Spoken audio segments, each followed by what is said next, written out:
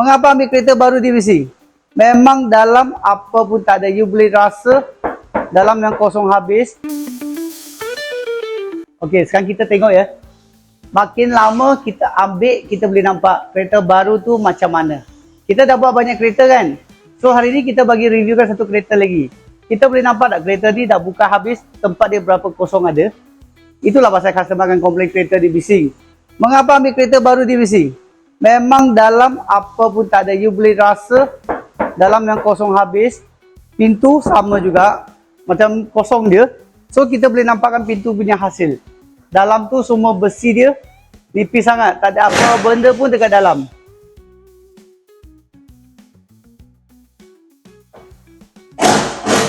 Nah, inilah pintu dia. So hari ni kereta ni kita buka habis. Kita nak buatkan full soundproof. Dari depan sampai belakang, body kita gedap habis. Kita akan buat, hasil kita tengah buka ni. Nantilah kita bagi tengokkan gambar-gambar yang kita dah buat, macam mana dia bercara kita buat.